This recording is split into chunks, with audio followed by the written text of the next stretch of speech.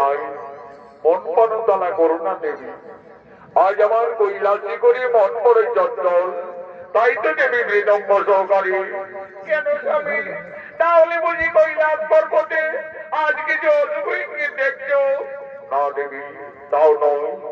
আজ মর্তধামে শ্রী নারায়ণ তার রাম অবতারে তার সহধর্মিনী লক্ষ্মী স্বরূপিণী দেবী সীতাকে আজ ওখানে দিতে চলেছে বনবাসে। কি বলছো প্রভু? নারায়ণ তো রাক্ষস কুল বিনাশের জন্য রাম অবতারে মর্তলোকে গমন করেছে, তাছাড়া মর্তধামী লক্ষ্মী যেন নারায়ণ কিভাবে থাকবে প্রভু?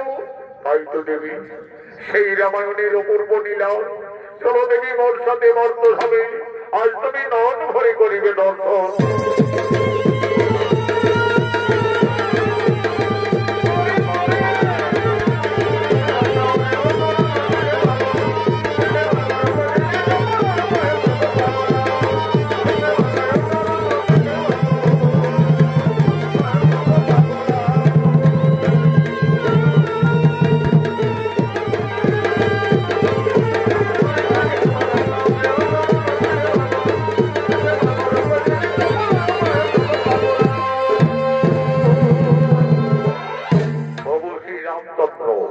বিমাতার অভিশাপে পিতৃ সত্য পালনার্থে 14 বছরের জন্য বনবাসে গমন করেছিলেন।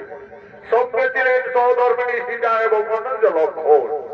সেই বনবাস থেকে রাক্ষস রাজা রাবণ মা সীতাকে হরণ করে লঙ্কায় নিয়ে যায়।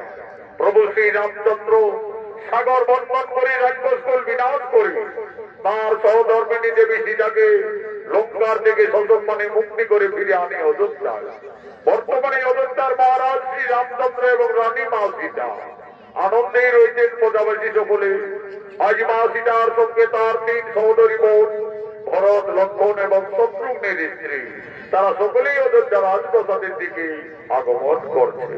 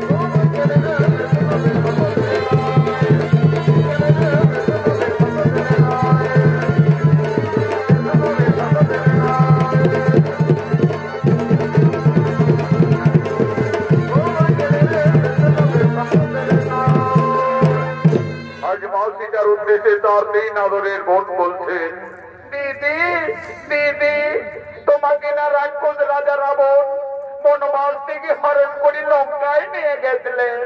দিদি সকলেই বলে ওই রাক্ষস রাবণের নাকি 10টি ভয়ঙ্কর মাথা ছিল, 20টি হাত ছিল। দিদি বলো না সেই রাক্ষস রাবণ দেখতে কোথায় ভয়ঙ্কর ছিলেন? ওরে বোনরা, আমাকে দুরাচারী পাপিষ্ঠ রাবণ বনবাস থেকে হরণ করে লঙ্কায় নিয়ে গেছিলেন দিকে, কিন্তু আমি কোনোদিন নন মরে ওই রাক্ষস রাজা রাবণকে দর্শন করেছিলাম না। তবে আমাকে যেদিন আকাশপথে হরণ করে নিয়ে যায় লঙ্কায়, আমি সেই দিন সমুদ্রের জলে ওই ভয়ঙ্কর দানবীর রূপটি দেখেছিলাম। ওরে বন্ধুরা, সেই রাক্ষস কতই ভয়ঙ্কর। আজ আমি রাজপ্রাসাদের মধ্যে তার শরীরের অঙ্গ প্রত্যঙ্গ সমস্তই অঙ্কন করছি, তা তোমরা নন মনে দর্শন করো। মা সীতা, রাক্ষস রাজা রাবণ দেখতে কতই ভয়ঙ্কর ছিলেন। আজই অযোধ্যা রাজপ্রাসাদের মধ্যে তার 10টি ভয়ঙ্কর রাক্ষসের মাথা, 20টি হাত, শরীরের অঙ্গ প্রত্যঙ্গ একের পরে অঙ্কন করতে লাগলেন। সেই সময় মা সীতা 5 মাসের গর্ভবতী ছিলেন। মা সীতার মনে নিদ্রার আকর্ষণ জেগে উঠল। সেই রাক্ষসের ছবি অঙ্কন করতে করতে মা জানকী তার উপরেই নিদ্রা যাপন করিলেন।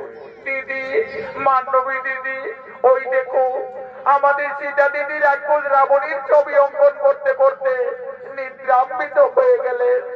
আমাদের সীতা দিদি 5 মাসের গর্ভবতী, তার বিশ্রামের খুবই প্রয়োজন।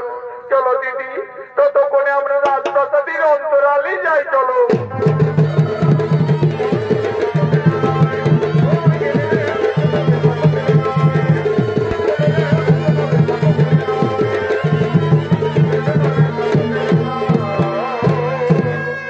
এমন সময় প্রভু শ্রীরামচন্দ্র এবং অনুজ লক্ষণ এই রাজপ্রাসাদের দিকে আগমন করছে।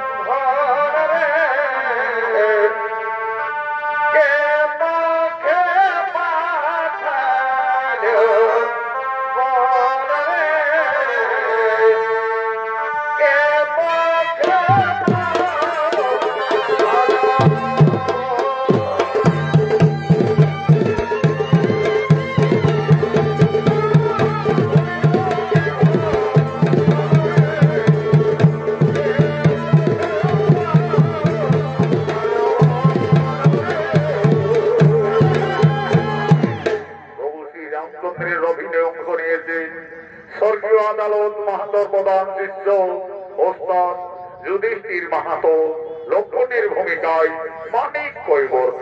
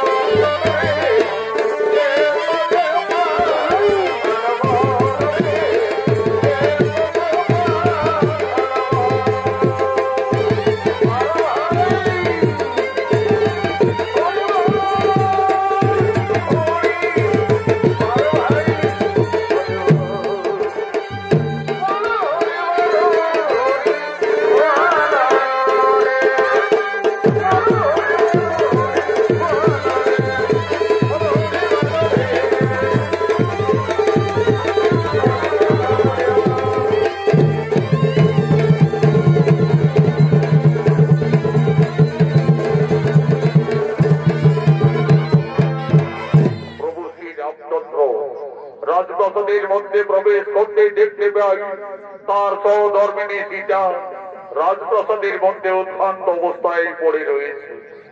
কি আমার সীতা ওইভাবে রাজপ্রাসাদের মধ্যে পড়ে রয়েছে কেন?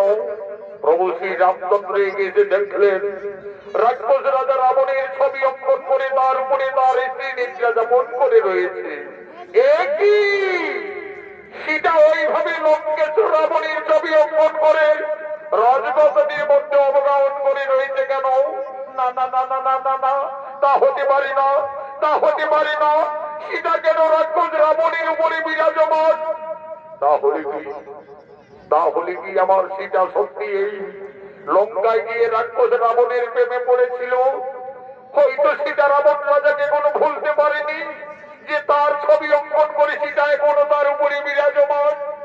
না না না না না না না, আমার সীতা অসতী, এই সীতা কলঙ্কিনী, যার জন্য আমরা দুই ভাই দিবারাত্রি বনে বনে কেঁদেছি, যার জন্য আমি ওখানে বালিরাজকে হত্যা করেছি, যার জন্য লক্ষ লক্ষ মানুষ জনসংখ্যা করে রাক্ষসকুল বিনাশ করে যে সীতাকে লঙ্কার থেকে মুক্তি করে অযোধ্যায় ফিরিয়ে এনেছি, আজ সেই সীতা রাবণের ছবি অঙ্কন করে রাজপ্রাসাদের মধ্যে নিদ্রা যাপন করছে।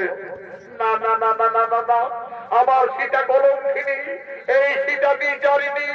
ও ভাই, ওরে প্রাণের ভাই লক্ষ্মণ,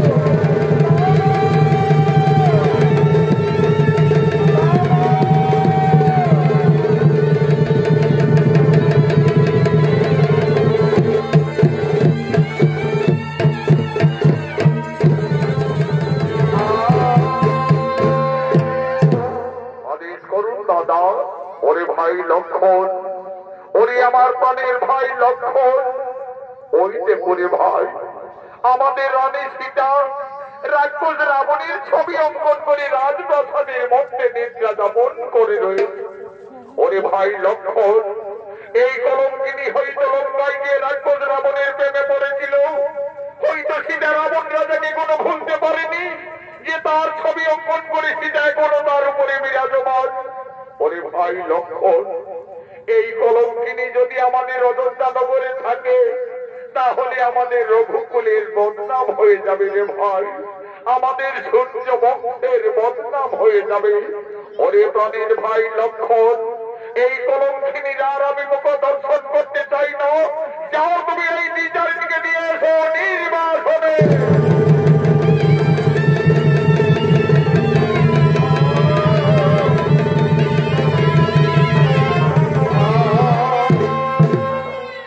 দেবী, তুমি একই করলে দেবী, তুমি আজ আমাদের অযোধ্যার পবিত্র মাটিকে কলুষিত করে দিলে। ধীরে ধীরে মা সীতার নিদ্রার আকর্ষণ ভঙ্গ হলো। চোখ মেলে যাইতেই মা জানকী রাজপ্রাসাদের মধ্যে তার দেবর লক্ষ্মণকে দেখতে পায়। লক্ষ্মণ, একই ভাই তুমি প্রাসাদে? দেবী, তুমি একই করিলে দেবী? তুমি কেন রাক্ষস রাবণের ছবি অঙ্কন করলে আমাদের রাজপ্রাসাদের মধ্যে? তুমি তার উপরে সহজ করে নিদ্রা যাপন করতেছিলে। তুমি কি সত্যি এই লঙ্কায় গিয়ে রাক্ষস রাবণকে ভালোবেসেছিলে? তুমি কি রাবণ রাজাকে কোনো ভুলতে পারোনি? না রে ভাই লক্ষ্মণ, আমি কিছু ভুল করিনি রে ভাই, আমি শুধু আমার ওই মান্ডবী উর্মিলা বন্ধের বোঝাবার জন্য এই রাক্ষসের ছবিটি আমি প্রাসাদের মধ্যে অঙ্কন করেছিলাম রে ভাই। তুমি জানো না দেবী, এই অপরাধে তুমি কলঙ্কিনী, এই অপরাধে তুমি বিচারিনি। যে রাক্ষস রাবণ তোমাকে বনবাস থেকে হরণ করে লঙ্কায় নিয়ে যায়, সেই রাবণের ছবি অঙ্কন করে তুমি ভুল করে অপরাধ করেছো। প্রভু শ্রী রামচন্দ্র আর কোনদিন তোমার মুখ দর্শন করবে না। আমায় আদেশ দিয়ে গেলেন এই মুহূর্তেই তোমায় দিতে হবে নির্বাসনে।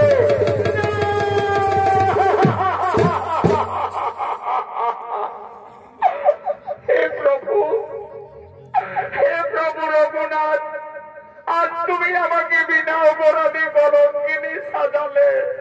হে স্বামী, তুমি তো আমাকে লঙ্কার থেকে ফিরে এনে আমাকে সকলের উপস্থিতিতে অগ্নি পরীক্ষা করিয়েছিলে প্রভু। সবকিছু জেনেও আজ আমি বিচারিনি। ওরে ভাই লক্ষণ, তোমার দাদা যখন আর আমার মুখ দর্শন করবে না, তাহলে আমার এই অযোধ্যায় থাকার কোনো প্রয়োজন হবে না রে ভাই। চলো ভাই, তুমি আমায় দিয়ে এসো নির্বাসনে। বিনা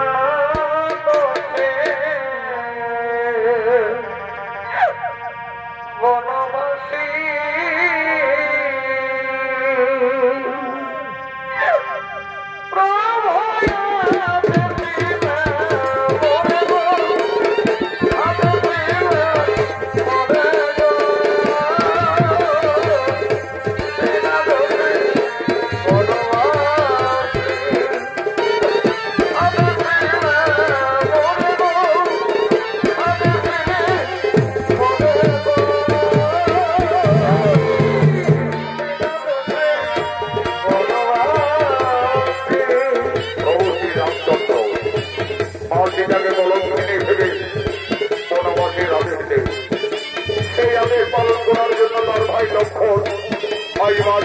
বনবাসে নিয়ে যাচ্ছে। আগে আগে চলেছে লক্ষণ। আজ মনের দুঃখে মা সীতা করে গেছে বনবাসে যাচ্ছে। বন পেরিয়ে খবর কাননে প্রবেশ করেছে লক্ষণ দেবী সীতাকে নিয়ে। আজ লক্ষণ বলছেন দেবী গো, দেখো দেবী, আমরা তো বনবাসের যথার্থ জায়গায় উপস্থিত হয়ে গেছি দেবী। তুমি তোমার বনবাসী বলে এই কারণেই দাঁড়াবে দেবী। তুমি আমাকে অযোধ্যায় ফিরে যাওয়ার অনুমতি দাও দেবী। আমাকে অযোধ্যায় ফিরে যেতে হবে, কিন্তু আমি কিভাবে একটি পঞ্চমাসের গর্ভবতী নারীকে বনের মধ্যে ছেড়ে যাব? তুমি আমায় ক্ষমা করে দাও দেবী, আমায় তুমি ক্ষমা করে দাও। যে জানবীর জন্য আমি 12 বছর অনাহারি হয়ে চাইছিলাম, যে জানবীর জন্য আমি শক্তিশাল বংশ ধারণ করেছি, আজ সেই জানবী আমায় বনবাসে নিয়ে যেতে হবে। আমায় তুমি ক্ষমা করে দাও দেবী, আমায় ক্ষমা করে দাও। ওরে ভাই লক্ষণ, তুমি তো তোমার দাদার আদেশ পালন করেছে রে ভাই। তুমি ফিরে যাও ভাই অযোধ্যায়। তোমার দাদা আমাকে বিয়ের সময় দিয়েছিলেন আমার গলার মঙ্গার হার, কানের দুল, পায়ের লবণ। আমার বনবাসে এই অলঙ্কারের শোভা পাবে না রে ভাই। এই অলঙ্কার গুলি ফিরে নিয়ে যাবে অযোধ্যায়। তোমার দাদা রঘুরাজের কাছে দিয়ে বলবে, দাদা তোমার আদেশ আমি পালন করেছি। তোমার রানীকে আজ আমি বনবাসে নিয়ে এসেছি, বনবাসে নিয়ে এসেছি, বনবাসে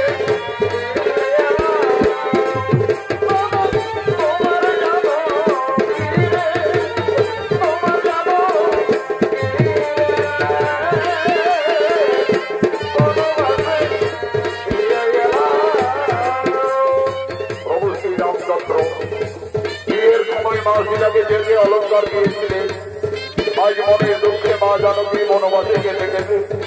গলার মঙ্গার হার, কানের দুল, পায়ের নপুর, সমস্ত অলঙ্কার লক্ষ্মীর হাতে তুলে দেবে। আজ মা সীতা কাঁদছে আর কেঁদে কেঁদে বলছে, ওরে ভাই লক্ষণ, এই সমস্ত অলঙ্কার নিয়ে তুমি ফিরে যাবে অযোধ্যায়। তোমার দাদা রঘুরাজের কাছে দিয়ে বলবে,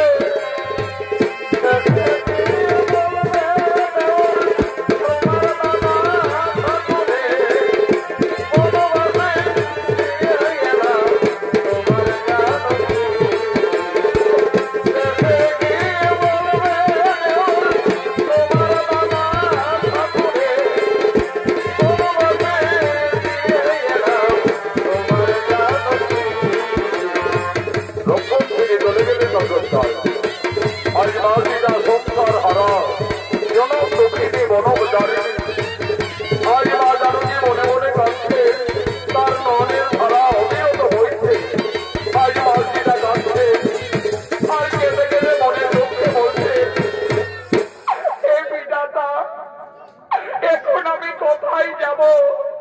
এই বনবাসে আমি কি খাবো? আমি কিভাবে আমার এই গর্ভের সন্তানে বাঁচাবো? না না না না না, আমি আর কোথাও যাব না। আমার বেঁচে থাকার চেয়ে আমার মরে যাওয়াই ভালো হবে। আমার মরে যাওয়াই ভালো হবে।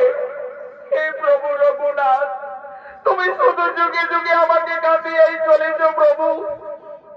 আমার এই নারী জনম দুঃখের জীবন যুগে যুগে আমায় কেঁদেই যেতে হলো প্রভু, শুধু কেঁদেই যেতে হলো।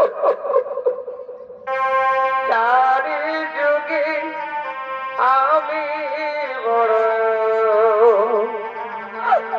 মন্দ ভাগিনী, চারি যুগে আমি বড় মন্দ ভাগিনী। কেনে কেনে দিন কেটেছি এমনি হত ভাগিনী। কেনে কেনে দিন কেটেছি এমনি হত ভাগিনী। জানি জেগে আমি বড় মন্দ ভাগিনী, জানি জেগে আমি বড় মন্দ ভাগিনী, জানি জেগে আমি বড় মন্দ ভাগিনী।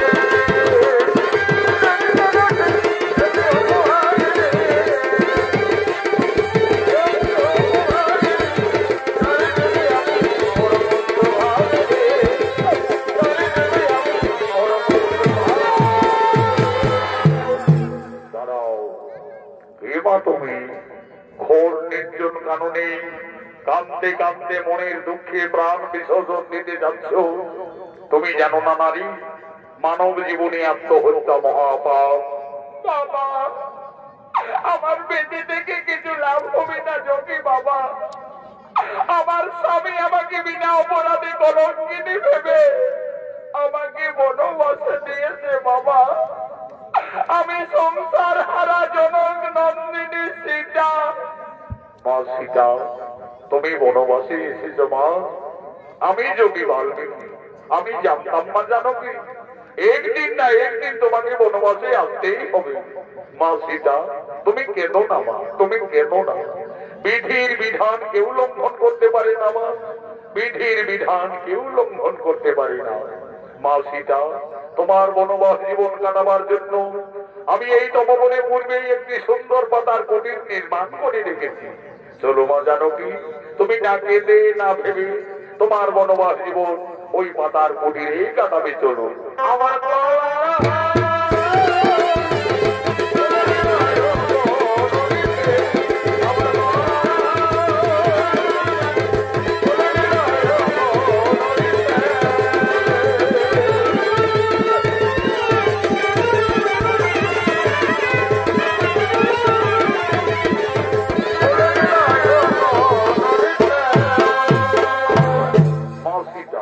তার বনবাস জীবন যোগী বাল্মীকির তপবনে কাটাতে শুরু করলেন।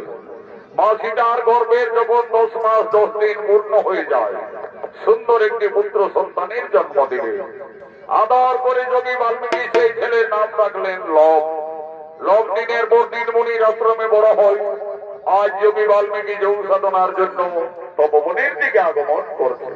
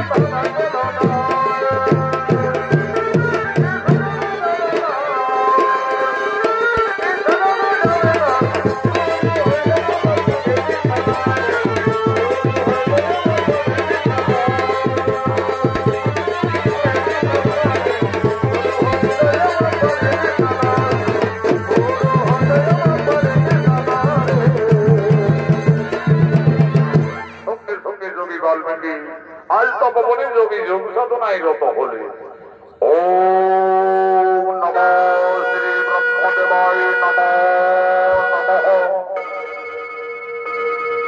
ওম নমো শ্রী ব্রহ্মদেবায় নমো নমঃ। ওম নমো গুরু ব্রহ্মা গুরু বিষ্ণু গুরু দেব মহেশ্বর গুরুবে পরম ব্রহ্ম তস্मै শ্রী গুরুবে নমো নমো নমঃ। এমন সময় মাসিটা এসে বলছে, বাবা বাবা। এ কি মাসিটা? বলো মাসিটা, তোমার কি হয়েছে মা? বাবা, আমার পুত্র লোভ, ওই দেখো বাবা, সে কোন বৃক্ষতলে ঘুমিয়ে আছে। বাবা, আমি ততক্ষণে ওই সরোবর থেকে স্নান সেরে জল নিয়ে ফিরে আসছি বাবা। দেখো মাসিটা, তুমি স্নান করতে যাবে চলে যাও, কিন্তু দেরি করো না মা, কারণ তোমার পুত্র লোভ ছোট্ট বালক, সে খুবই উপদ্রব করে। সে কোন ঘুমিয়ে রয়েছে, থাক, আমি এখন এখানে ধ্যানে আছি। যাও মা, তুমি আর বিলম্ব না করে তাড়াতাড়ি স্নান সেরে জল নিয়ে ফিরে আসবে, যাও। সেটা গেল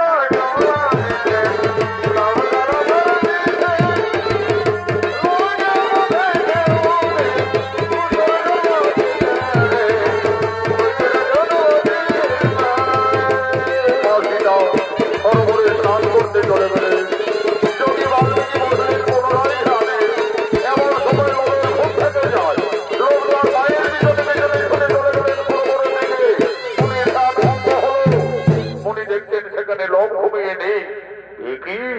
লোভ তো বৃক্ষতলায় ঘুমিয়েছিল, তাহলে ছেলেটি হঠাৎ গেল বা কোথায়? ওরে লোভ, তুমি কোথায় গেলে? ফিরে এসো। না না না না, এদিকে তো লোককে কোথাও দেখতে পাওয়া যাচ্ছে না। তাহলে কি বাগানে আমতাম খেতে গেল নাকি রে বাবা? ছোট্ট বালক গাছ থেকে পড়ে যাবে। ওরে লোভ, তুমি কোথায় গেলে? ফিরে এসো। না না না না, লোভের এই তপবনে কোথাও কোনো বার্তা পাওয়া গেল না।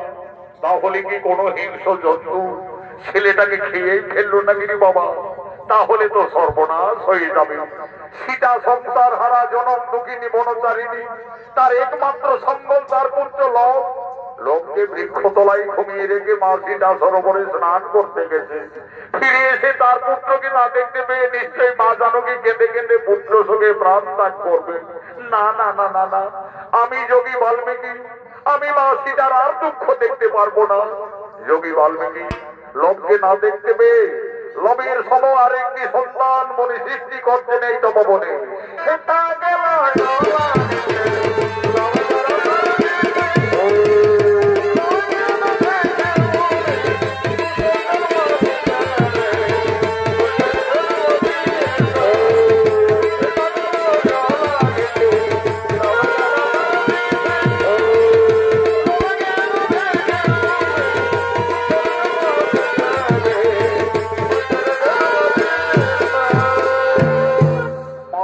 সরোবর থেকে স্নান করে ফিরে এসে দেখছে লোভের মতো আরেকটি ছেলে সেই বৃক্ষ তলায় ঘুমিয়ে আছে। বাবা বাবা, ওই ছেলেটি আমার কোন ছেলে বাবা? কেন মাসিটা, তোমার পুত্র লোভ। তুমি এই তো বলে গেলে বাবা আমার সন্তান ঘুমিয়ে আছে, তাকে তুমি দেখো। আমি তো দেখছি মা, তোমার পুত্র তো বৃক্ষ তলেই ঘুমিয়ে রয়েছে। না বাবা, তোমার কথা ভুল হচ্ছে। এই দেখো বাবা, আমার ছেলে তো আমার পিছনে পিছনে সরোবরে ছুটে গেলে। মা সীতা, আমার ভুল হয়ে গেছে মা, আমি ভুল করে ফেলেছি মা। আমি ভেবেছিলাম লোককে এই তপবনে কোনো হিংস্র প্রাণী খেয়েই ফেলেছে। আমি তোমার দুঃখ না সইতে পেরে মা জানকী, আমি যে লোভের মতো আরেকটি সন্তানের সৃষ্টি করেছি মা। লোভ যেমনি তোমার পুত্র, আমি সৃষ্টি করেছি, তার নাম রেখেছি কোষ। কোষ হবে তোমার ঠিক তেমনি পুত্র। কোষ কোষ কোষ, তুমি উঠে এসো কোষ। ওই দেখো কোষ, তোমার মাথা দাঁড়িয়ে আছে। যাও কোষ, তুমি তোমার মায়ের কোলে চলে যাও। মা সীতার একটি সন্তান ছিল। যোগী বাল্মীকির আশীর্বাদে মা জানকীর তপবনে 2টি পুত্র হলো। তার 2 সন্তানকে নিয়ে মা সীতা তার বনবাস জীবন আনন্দেই কাটাতে চলেছে।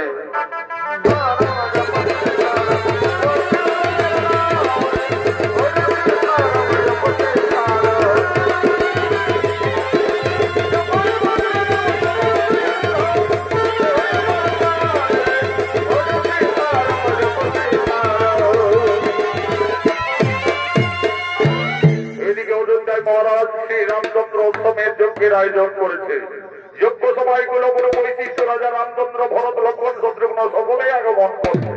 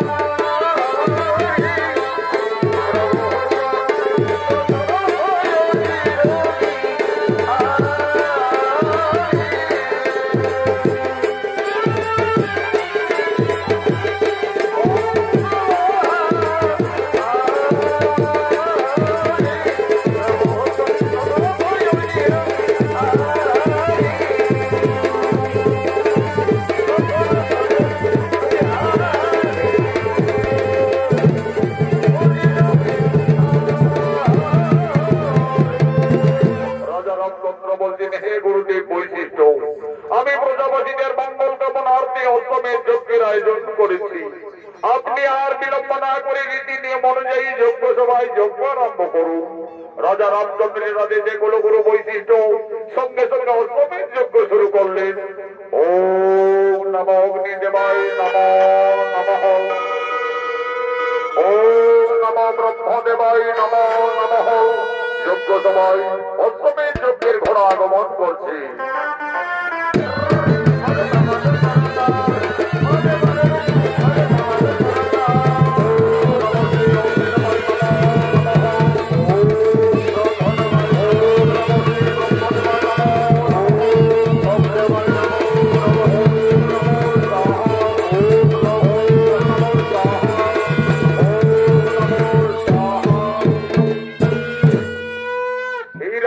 রামচন্দ্র আমাদের অশ্বমেধ যজ্ঞ প্রায় সমাপনের মুখে।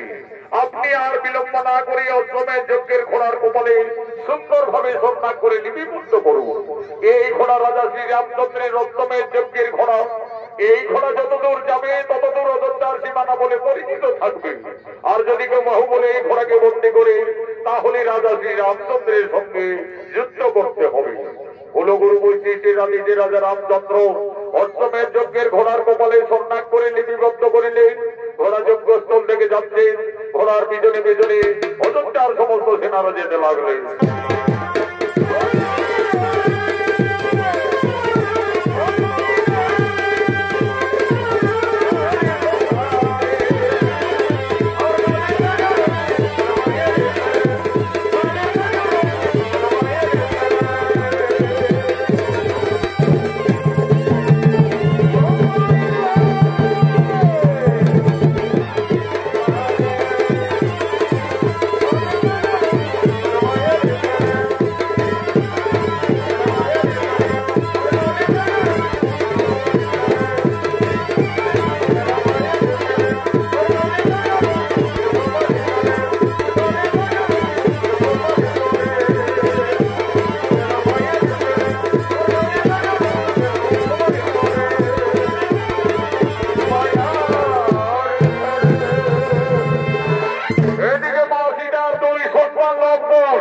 गुरु वाल्मीकि आश्रमे अस्त्र शिक्षा विद्या शिक्षा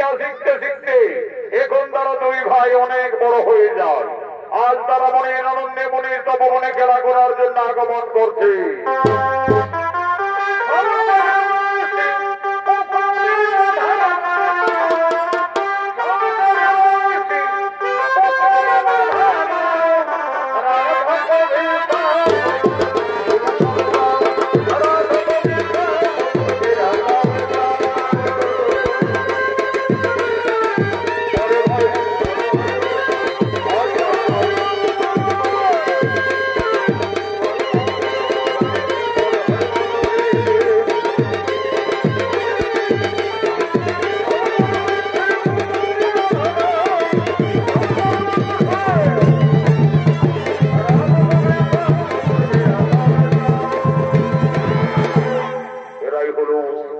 সীতার দুই সন্তান লব ও কুশ।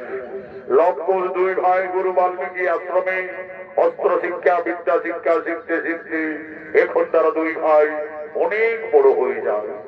আজ তারা মনের আনন্দে মনির তপবনে দুই ভাই খেলা করার জন্য আগমন করেছে।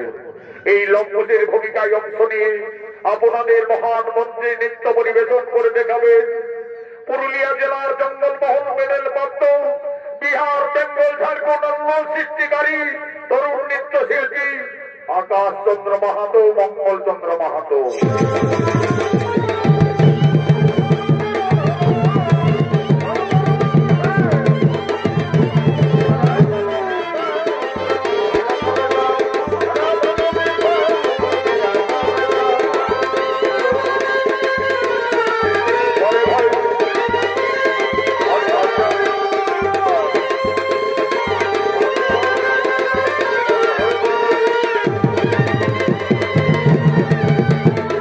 Oh,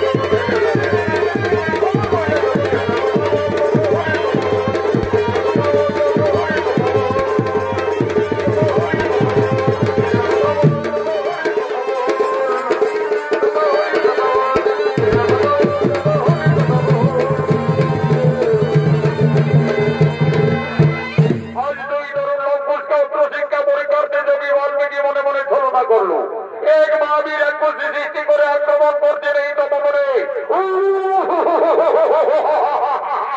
ওরে ভাই ওই দেখো ভাই, একটি ভঙ্গ রাক্ষসী এই তপবনের দিকে ছুটে আসছে। চলো ভাই, ততক্ষণে আমরা কুটিরে পালিয়ে যাই। না দাদা, আমরা কুটিরে পালাতে যাবো কেন? আমাদের তো গুরুবর যোগী বাল্মীকি অস্ত্র শিক্ষা শিখিয়েছে। চলো না দাদা, সেই অস্ত্র মানে দুই ভাইকে আমরা বিনাশ করে দেবো। তবে তাই চলো ভাই, তাই চলো। এই রাক্ষসী এই তপবনে আর এক পা এগিয়ে এলে আজ তোকে আমরা সপনে বিনাশ করবো। কি এত যাও যদি রোজে গেছি ভালো, আজ আমি তোদের তপবনে কে ফেলবো।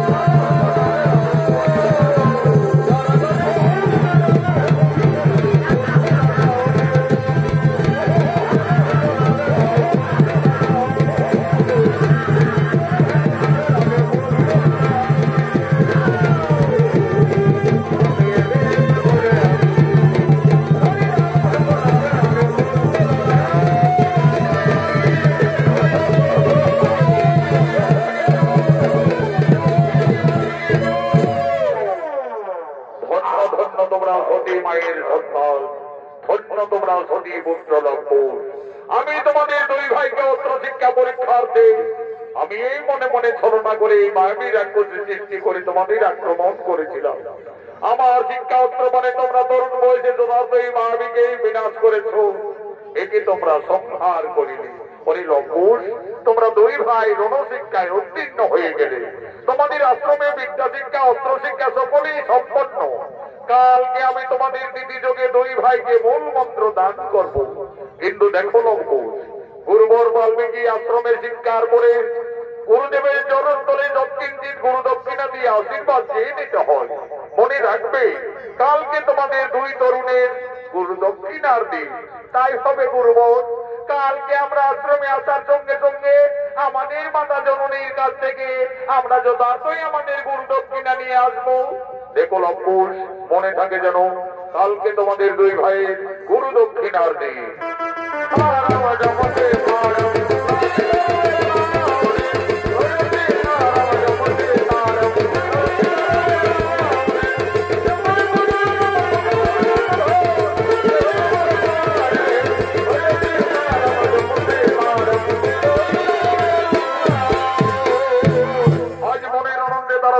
চলে গেলেন কুটিরে। কুটিরে গিয়ে তাদের মাতা সীতার কাছে তারা নিবেদন করছে, মাতা তুমি কোথায়? কি হয়েছে লঙ্কুশ? ওইভাবে মা মা চিৎকার করতে করতে তোরা কুটিরে ছুটে এলি, তপবনে কিছু বিপদ হয়েছিল নাকি বাবারা? না মাতা, আজ আমরা তপবনে একটি ভঙ্গ রাক্ষসীকে দুই ভাই বিনাশ করে দিয়েছি মা। আমাদের গুরুদেব বলেছেন আমরা অস্ত্র শিক্ষায় সফল হয়ে গেছি মা। আমাদের আশ্রমে বিদ্যা শিক্ষাও সম্পন্ন হয়ে গেছে। কালকে আমাদের গুরু দক্ষিণা দিতে হবে। দাও মা, আমাদের গুরু দক্ষিণা দাও।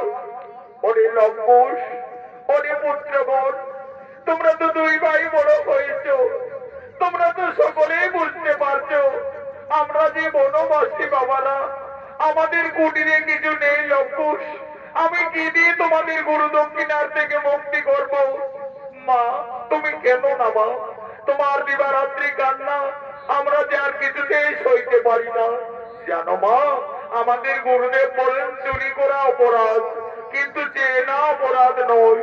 ওই তো মা, অদূরে নগর দেখা যাচ্ছে, চলো না মা আমাদের গুরু দক্ষিণার জন্য সকলের কাছে কিছু কিছু সাহায্য চেয়ে নেবে।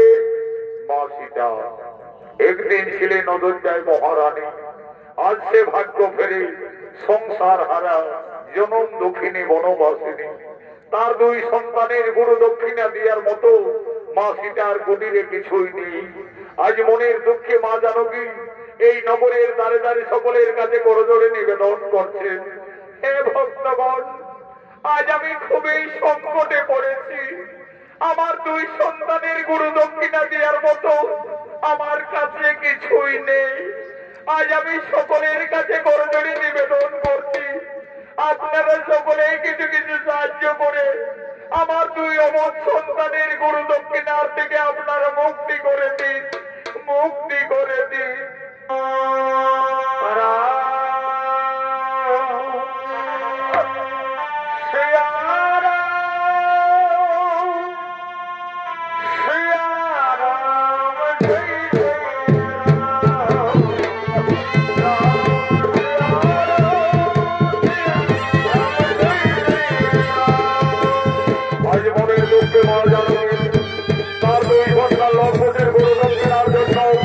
নগরে নগরে দাঁড়ে দাঁড়ে মা সীতা ভিক্ষা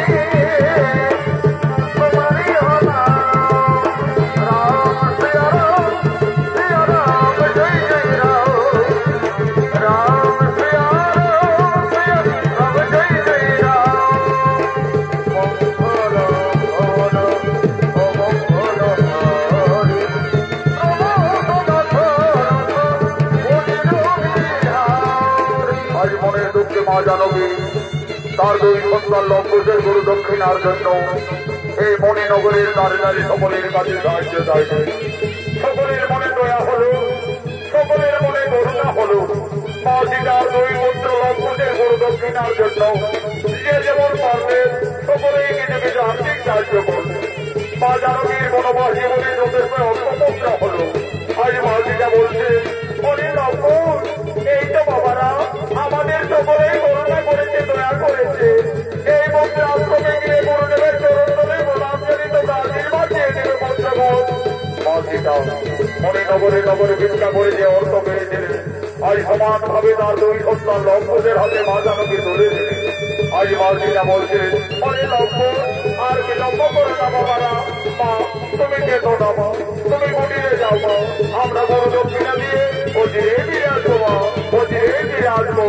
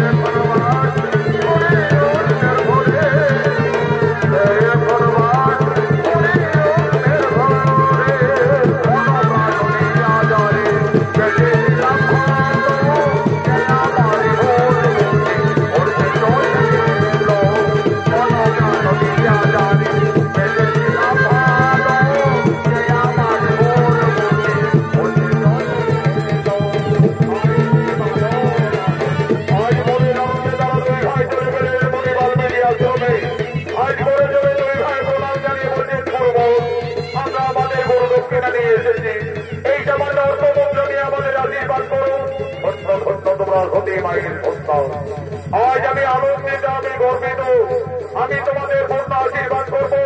তোমরা আরো শক্তিশালী হবে, আরো ভয়ঙ্কর যোদ্ধা হবে। এই নাম গুরুদেব, এই নাম আমাদের গুরু দক্ষিণা।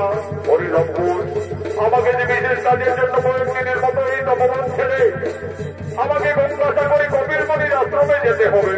আমি এই তপবনে ফিরে আসা না পর্যন্ত তোমাদের দুই ভাইয়ের হাতে এই তপবন রক্ষার দায়িত্ব ভার দিয়ে যাচ্ছি। আমার আদেশ তোমরা পালন করবে। আমি যেন ফিরে এসে এই তপবনের কিছু ক্ষতি না দেখতে পাই, তাই হবে গুরুদেব। আমরা দুই ভাই এই তপবনকে রক্ষা করে যাব, এই তপবনের কিছু ক্ষতি হতে দেব না। তাহলে লঙ্কুশ, আমি যাই কপিলমণির আশ্রমে।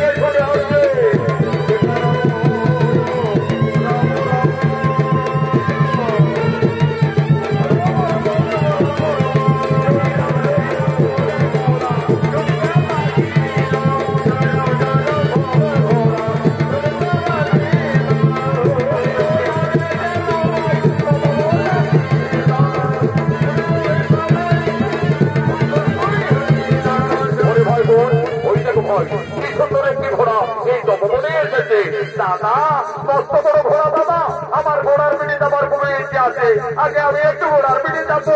ওরে ভাই কোন নামো নামো নামো, ওই দেখো ওই ঘোড়ার কপালে কি লেখা রয়েছে।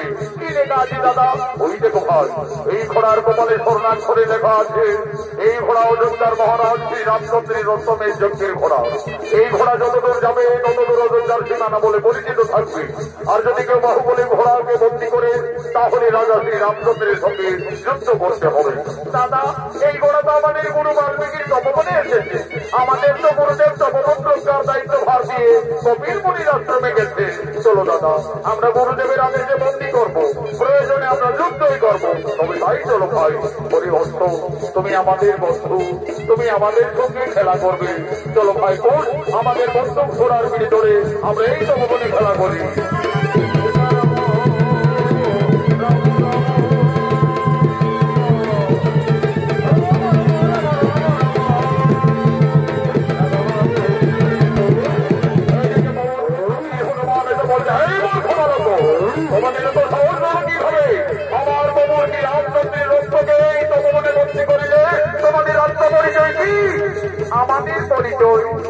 আমরা তো গুরু বাল্মীকির শিষ্য, সতী মায়ের সন্তান, দুই ভাই লবকুশ।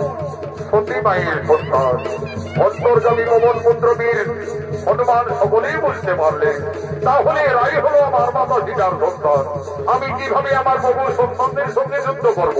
না না না না, তা হতে পারে না, আমি যুদ্ধ করবো না। তার চাইতে যদি আমি এদের সাথে পরাজয় স্বীকার করি, তাহলে প্রভু শ্রী রামচন্দ্রের সঙ্গে মা সীতার এই তপবনে অবশ্যই মিলন ঘটবে। বুদ্ধিমতী হনুমান আজ লবকুশের সঙ্গে তপবনে ছলনা করলে।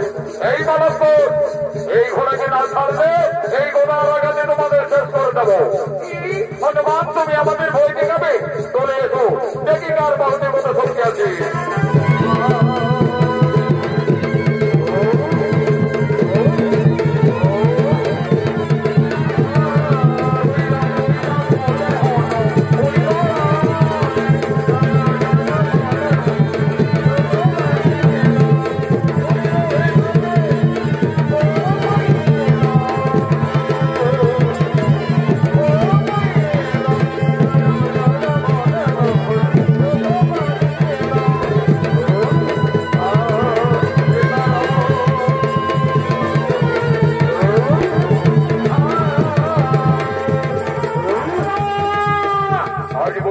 হনুমান লবকুশের সঙ্গে তপবনে পরাজয় স্বীকার করলেন। আজ লবকুশ হনুমানকে বন্দী রাখলেন তপবনের এক বৃক্ষটালে। এমন সময় উপস্থিত হয়ে যায় ভরত শত্রুঘ্ন। এই বালক, আমাদের অষ্টমের যজ্ঞের ঘোড়াকে তোমরা এই তপবনে বন্দী রেখেছো কেন? মুক্তি করে দাও, না হলে লড়াইয়ের জন্য প্রস্তুত হয়ে যাও। হ্যাঁ হ্যাঁ, আমরা প্রস্তুত আছি, চলে এসো, দেখি কে হারে আর কে জিতে।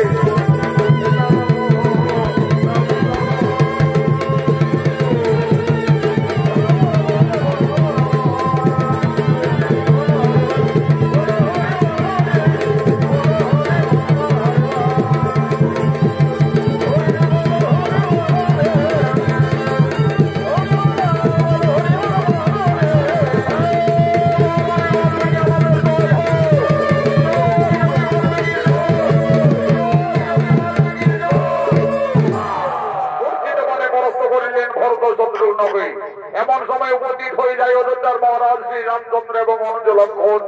ওরে ভাই লক্ষণ, ওই দেখো ভাই, পরাস্ত করেছে আমাদের ভ্রাতা ভরত শত্রুঘ্নকে, পরাস্ত করেছে পবন পুত্র বীর হনুমানকে, বন্দী করেছে আমাদের অষ্টমের যজ্ঞের ঘোড়াকে। কেমন এই তপবনে দুই ঋষি কুমার? কে বাবা তোমরা? আমরা সতী মায়ের সন্তান, গুরু বাল্মীকি শিষ্য, দুই ভাই লবকুশ। লবকুশ, দেখো লবকুশ, এই ঘোড়াকে তোমরা বন্দী করে ভুল করেছো, এই ঘোড়াকে তোমরা মুক্তি করে দাও বালক।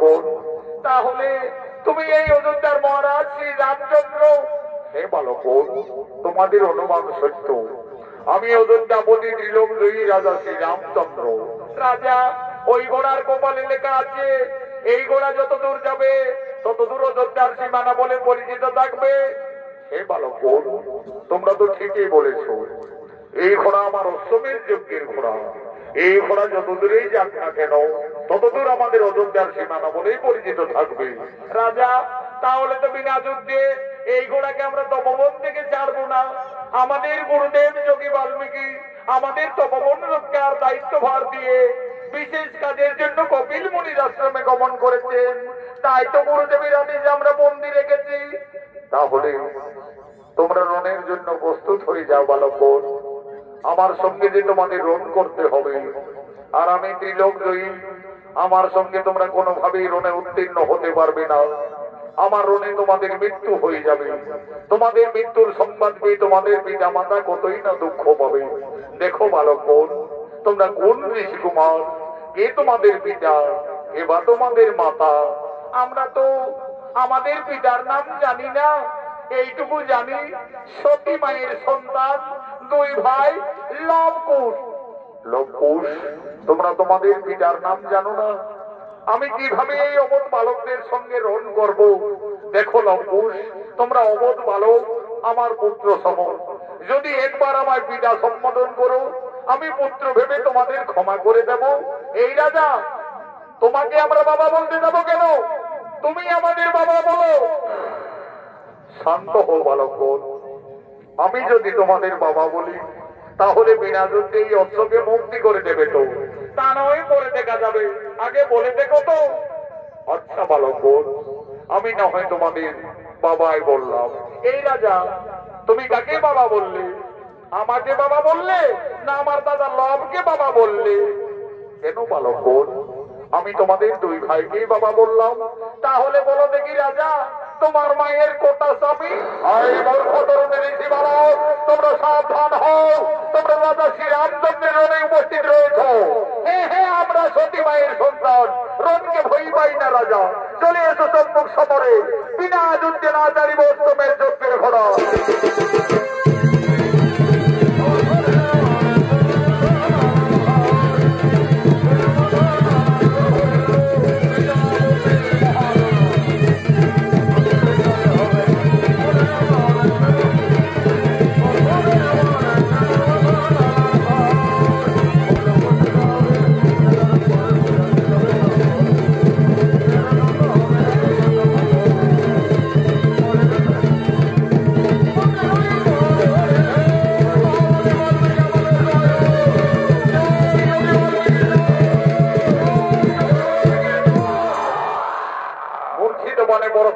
রাজা রামচন্দ্র এবং অনুজ লক্ষণকে এদিকে যোগী বাল্মীকি কপিল মুনির আশ্রম থেকে তপবনে ফিরে এসে দেখতে লম্বু সর্বনাশ করে রেখেছে।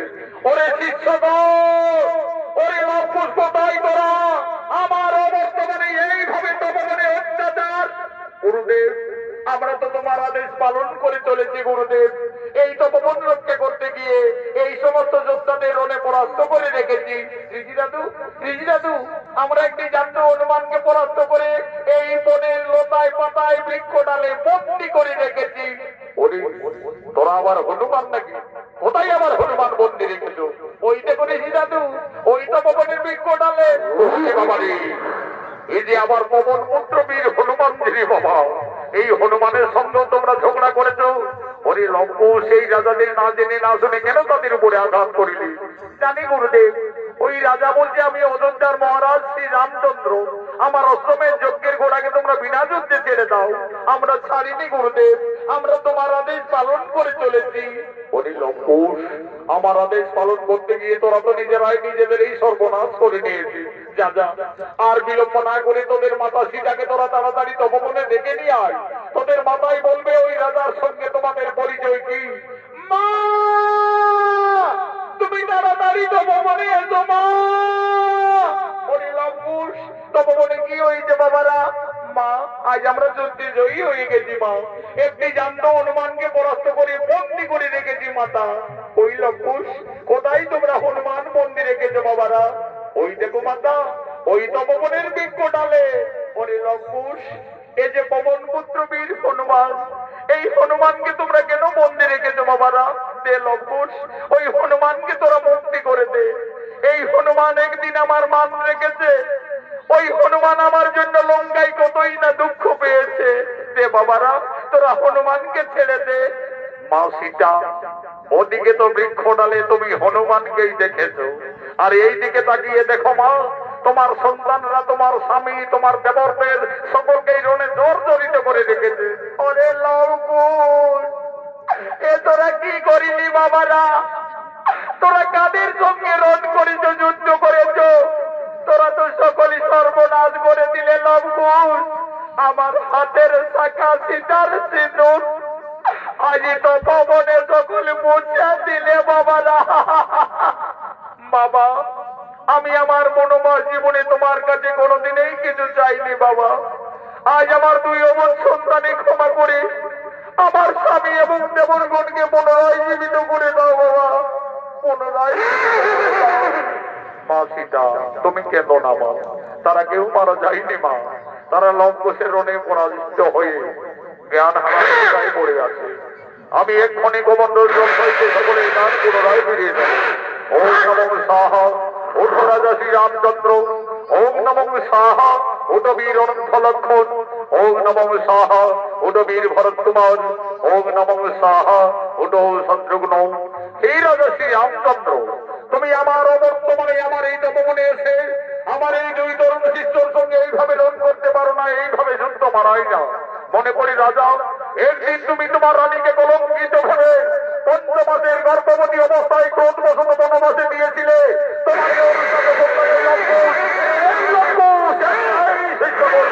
সরে যাও। দেখো লক্ষণ, যাদের সঙ্গে তোমরা রণ করছো, ঝগড়া করছো, তাদেরকে তোমরা জানো না কেন না? তারা তোমাদের এই বংশের লোক, সম্পর্কে সকলেই তোমাদের কাকা। আর যে রাজার সঙ্গে তোমরা রণে জর্জরিত, ওই রাজা হলো তোমাদের জন্মদাতা পিতা। গুরুদেব, ওই রাজা আমাদের জন্মদাতা পিতা? এ লক্ষণ, তোমরা তো রাজপুত্র। যাও, তোমাদের ভুল স্বীকার করে করো জোরে দুই ভাই ক্ষমা চেয়ে নেবে যাও। পিতা, পিতা আমাদের ক্ষমা করে দাও পিতা, আমরা ভুল করে রণ করেছি। পড়িল কুশ, আজ আমার মনে পড়িল, আমি যেদিন রাক্ষসকুল বিনাশ করে লঙ্কার থেকে আমার সীতাকে অযোধ্যায় ফিরিয়ে এনেছিলাম, সেই দিন রাবণের মাতা নিকোষা আমায় কেঁদে কেঁদে অভিশাপ দিয়েছিলেন। বলেছিলেন, ওরে বনবাসী রামচন্দ্র, আজ যেমন আমাকে এই পুত্র শোকে কাঁদতে হচ্ছে, আমিও তোমাকে অভিশাপ দেব। তুমিও ত্রিলোক জয়ী হলো, একদিন না একদিন তোমার পরাজয় নিশ্চিত হবে তোমার পুত্রের হাতে। আজ আমার সেই অভিশাপের কথা মনে পড়িল লক্ষণ। তোমরাই আমার পুত্রগণ, এসো বাবারা আমার পক্ষে এসো। মা জানকী, আর তুমি কেন না মা? তোমার বনবাস জীবন শেষ হয়ে গেল মা সীতা, তোমার আনন্দের দিন এসেছে। যাও মা, তোমার পরিবারের সকলেই তোমার অপেক্ষায় দাঁড়িয়ে আছে। রাজা শ্রী রামচন্দ্র একদিন মা সীতাকে কলঙ্কিনী ভেবে 5 মাসের গর্ভবতী অবস্থায় বনবাসে পাঠিয়েছিলেন। যোগী বাল্মীকির কৃপায় ফিরে পেলেন তার স্ত্রী সন্তানদের। আনন্দ হলো, জয় জয়কারে রাম ভক্ত পবন পুত্র বীর হনুমান বলছেন, বলো বলো সীতাপতি রাজা শ্রী রামচন্দ্র কি।